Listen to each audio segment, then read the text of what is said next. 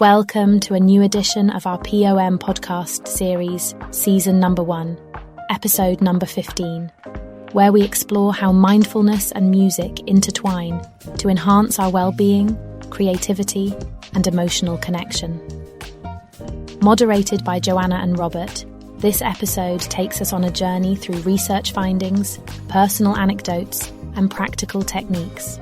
Please note, the information shared in this podcast is for informational purposes only and not a substitute for professional medical advice. Welcome to our deep dive. This time we're going to be exploring the world of mindfulness and music. Oh, yeah. I'm excited about this one. I think this is going to be a lot of fun.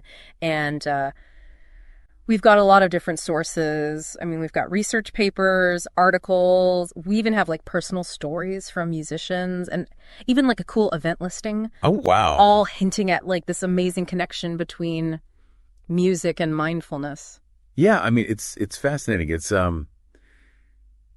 something that, you know, we often think of those two as separate, but there's a lot of like overlap between how they impact our well-being, and creativity, and, you know, all that. I know. It's like, it seems so intuitive, but then when you actually start thinking about it, it's like, wait a minute, how does this work? And there's one article, 7 Steps for Mindful Music Listening. Okay.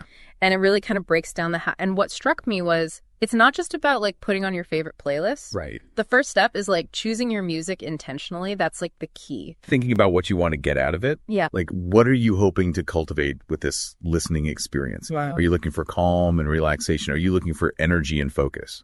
Right. And then it talks about grounding yourself. Yeah. Like actually taking a moment to like settle into your body before the music even starts. Absolutely. And I was like, oh man, because honestly, I'm doing a million things when I'm listening to music. Right. But it was pointing out that like multitasking is actually preventing us from fully experiencing the music. Yes. It's like we're robbing ourselves of those like subtle nuances and those emotional depths that music offers. Right. And that's where the mindfulness comes in. It's like really being present in the moment and paying attention to the music on purpose without judgment. Yeah.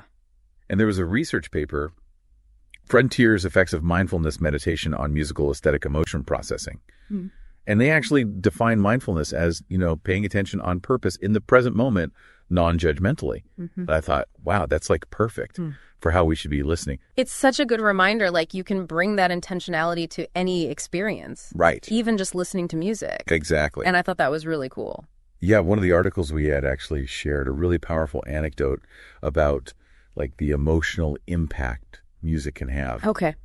So in a mindfulness workshop, a particular song brought a participant to tears. Oh, wow. Because it unlocked all these memories and emotions. That's powerful. Yeah, and it highlighted how, you know, music can be this powerful tool for connecting with ourselves on like a deeper level. Yeah. Especially when we combine it with this mindful awareness. I wonder if there are like specific benefits for musicians who use mindfulness because their whole world revolves around music. That's where mindfulness for musicians, or MFS, comes in. Oh, okay. It's not just about, you know, applying general mindfulness principles to music. It's like tailored specifically for the unique challenges that musicians face. So it's like mindfulness, but with a backstage pass. Yeah, like there's all this research that's gone into MFS, and it's fascinating because it acknowledges the intense pressures that musicians face, right? Like stage fright. Yeah. You know, the constant striving for perfection, the physical demands of performing. Yeah, like it's not just about hitting the right notes. Yeah. It's about having like the mental fortitude to handle the whole package. Absolutely. And there's how mindfulness helps musicians perform. It goes into detail about how MFS can actually equip musicians with tools to like navigate those challenges. And there was one study by Jackowski and Greasley, and they had a group of singers participate in an 8-week MFS course. Oh, wow. Based on the MBSR program, which is a very well-established mindfulness program. And the results were pretty remarkable. Oh, what did they find? So they found that the singers' performance preparation improved like significantly. They were able to focus, better manage their nerves, their practice habits became more effective. Wow. So it's not just like this vague feel-good concept. Right. It can actually lead to tangible improvements. Yeah, it's like training your mind to be like a more reliable instrument. And there's this quote from the Complete Guide to Mindfulness and Meditation for Musicians that really stuck with me. The mind is our most powerful force as musicians, and it can destroy hundreds of hours of diligent preparation with a single errant thought. Wow, that is powerful. Like mental training can be just as crucial as like technical skill. Yeah. And that's what MFS is all about. It's about cultivating that mental resilience and clarity that allows musicians to perform at their best. I love how these sources are showing us that mindfulness isn't just for like monks on a mountaintop. You know, it's for anyone who wants to enhance their experience, especially when it comes to music. But I'm curious about how do we actually do this? What are some like practical exercises or techniques for like bringing music and mindfulness together? That's a great question. And thankfully, these sources are full of like practical advice. And one article, Good Therapy Tuning In, Mindful Music Listening to Reduce Stress. It actually outlines 5 simple steps for mindful listening, and starting with choosing a piece of music intentionally. And then you ground yourself. You really arrive in the present moment. And then from there, it's all about focusing your attention on the music. Yeah. Like noticing all the different sounds and sensations without judgment, and then finally taking a moment to reflect on like the whole experience. It sounds so simple, but I feel like that focusing your attention, especially in like our world of constant distractions, right? That's got to be like the tricky part. Absolutely. That's why a lot of these sources actually offer specific techniques to help you cultivate that focused attention, like how to practice music meditation and how mindfulness helps musicians perform. Suggest like counting your breaths while focusing on a specific part of your body. Okay. Like your abdomen or the tip of your nose, or even just how your whole body feels as you're breathing. It's almost like a musician like warming up before performance, but this time it's the mind getting ready to play. I love that analogy. Yeah. And just like a musician would practice scales or exercises, these mindfulness techniques really help train the mind to stay present and focused. And speaking of practice, there are even mindfulness techniques specifically for musicians' practice sessions. Oh, yeah. Like how mindfulness helps musicians perform talks about pre-practice visualization. Okay. Where you take a moment to like visualize yourself playing successfully, like setting intentions for what you want to achieve during your practice. It's so fascinating how that intentionality can carry over into the actual playing. And then on the flip side, there's also post-practice reflection. Okay. Where you really take the time to process what you just learned. Like notice any areas where you might want to focus more attention the next time. It's all about bringing that awareness yes. to every aspect of the music making. Exactly. And what's really interesting is music and mindfulness training with Jim Donovan, M.A.'d, highlights all these activities that go beyond just sitting and listening. Okay. They do things like rhythmic walking meditations and even group drumming. Oh, that's cool. Yeah, like combining movement and mindfulness with the music. And remember that event listing? Yes. ADE, that music conference? Right. They're hosting Mark to the Music. Oh, wow. Which is a guided visual meditation set to electronic music. It's incredible how people are finding all these like creative ways to blend these two worlds. And one thing that really stood out to me was vocal toning. Vocal toning? What's that? So music-based mindfulness exercises. 4 ways to be here now. Describes it as using simple vocal sounds like humming or chanting to focus your attention on the present moment. It's almost like you're using your voice as an instrument to create a mindful soundscape. I could see how that would be really powerful. Yeah. That same article also mentioned using mantras. Yes, mantras are words or phrases that you repeat to yourself to focus your mind. Mm-hmm. It's a very traditional mindfulness practice, but you can easily adapt it to incorporate music. Like you could choose a mantra that resonates with you and repeat it silently while you're listening to a piece of music. So you're like weaving the intention and the sound together. Exactly. That's so cool. And it makes me realize that there are probably so many different ways to bring music and mindfulness into your life. Oh, I'm sure. Yeah. You know, there's no one-size-fits-all approach. And Coanthesis.pdf actually touches on this, mentioning all these different music therapy methods that use music for mindfulness, from simply listening to actually creating music through improvisation or songwriting. Right. And it makes me think of all those different perspectives that we've seen in these sources, like in tuning in, exploring the connection between music and mindfulness. We hear from musicians like Maja Kira-Faber, who focuses on the healing and ritualistic roots of music. Right. And then there's Flowlines, who emphasizes the importance of silence for like replenishing creativity. And then we have Fern Emley, who actually describes playing music itself as a mindful activity. Yes. And then there's Jacob, who developed this EEG-based meditation software using music. It's incredible to see the range of like approaches and applications.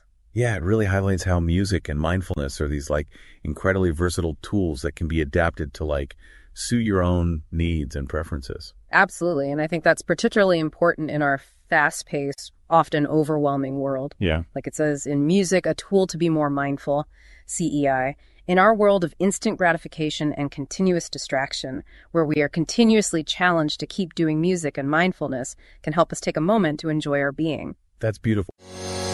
While life moves fast, your mind deserves a moment to pause.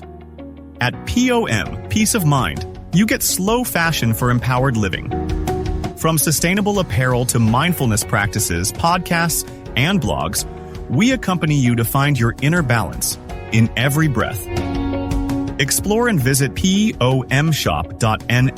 where mindfulness meets style. PoM, Peace of Mind, Happy Life.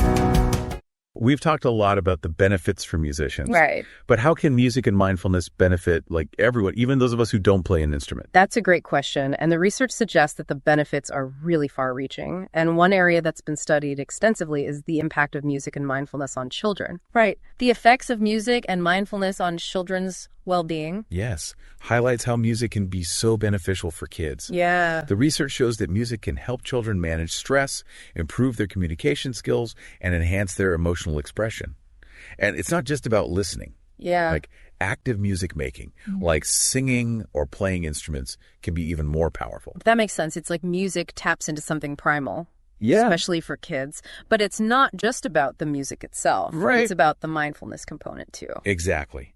Listening to music mindfully, greater good in education, goes into research showing that mindfulness practices can improve attention, boost resilience to stress, increase positive emotions in children. It's like giving them valuable life skills Yes. that go way beyond the classroom. And what's really exciting is that mindfulness can also foster curiosity and make learning more enjoyable. Oh, wow.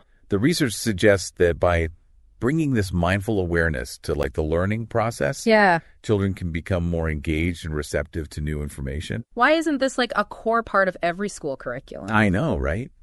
It has so much potential to really transform the way we approach education.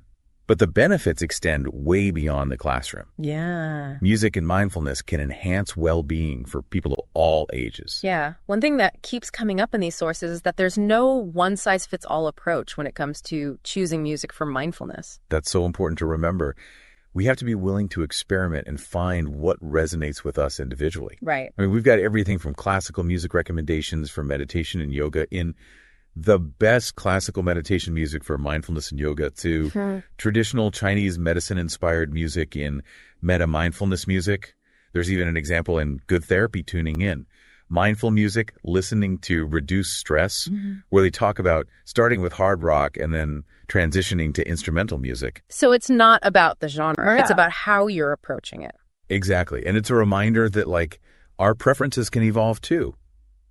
There's one user in the mindfully listening to music subreddit, and they shared how they initially struggled to use classical music for mindfulness, but over time they actually came to really enjoy it. Oh, that's interesting. Yeah. It reminds me of how we can like expand our musical horizons. Right. When we bring that mindful awareness to our listening. It's about approaching the music with curiosity and openness rather than judgment. You know, as we've been going through these sources, one thing that keeps coming back to me is this idea of mindfulness as like a performance enhancer for musicians.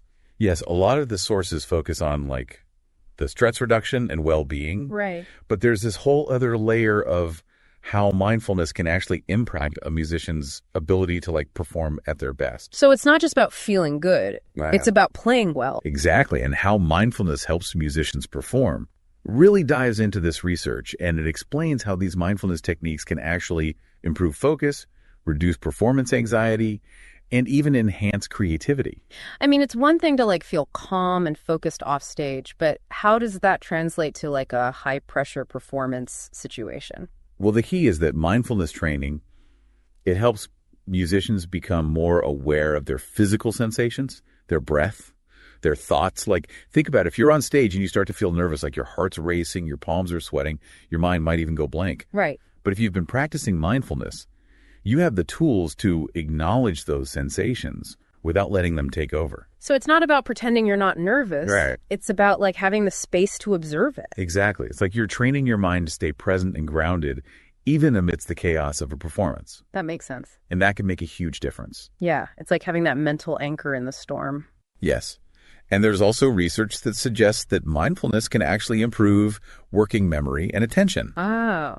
Both of which are crucial for musicians who need to remember those complex musical passages, stay in sync with their fellow musicians, respond to the conductor's cues. It's like giving them an edge, both mentally and musically. And what I find particularly interesting is that mindfulness can also help musicians develop a non-judgmental awareness of their performance. What does that mean? So mindfulness for musicians suggests that it helps you learn from your mistakes without getting discouraged. Okay. So instead of beating yourself up for a missed note or a flubbed passage, you can simply observe the mistake, learn from it, and move on. That's a valuable skill, right? Not just for musicians, but for anyone. Exactly. It's about embracing the process, imperfections, and all. Yeah. Recognizing that mistakes are inevitable, but they don't have to define us. It seems like the real magic of music and mindfulness is that it helps us grow. I agree. As individuals and as performers. It can help us connect with ourselves more deeply, manage the inevitable stresses of life, and experience the world with a greater sense of presence and appreciation. So we've got this treasure trove of tools and techniques. Yeah, and that's what's so inspiring about this deep dive, has shown us that music and mindfulness aren't just these trendy buzzwords. Right. They're powerful practices that can really transform our lives. So if someone's feeling inspired and they want to bring more music and mindfulness into their life, where would you suggest they start? I would encourage them to simply start by listening. Choose a piece of music that speaks to you. Find a comfortable space and give yourself the gift of truly being present with the sound. You might be surprised by what you discover, not only about the music, but about yourself. I love that. And as we wrap up this deep dive, I want to say it's been an incredible journey exploring these sources with you. The pleasure was all mine. And who knows, maybe this conversation will spark a new melody in your life, one that resonates with mindfulness and brings you a deeper sense of peace and joy. Beautifully said. So keep listening, keep exploring, and keep diving deep into the incredible world of music and mindfulness. Thank you for watching and listening. We hope you found your inner peace with our podcast. Keep yourself updated and join us on our next episode. Stay safe and healthy, and have a good day. See you soon.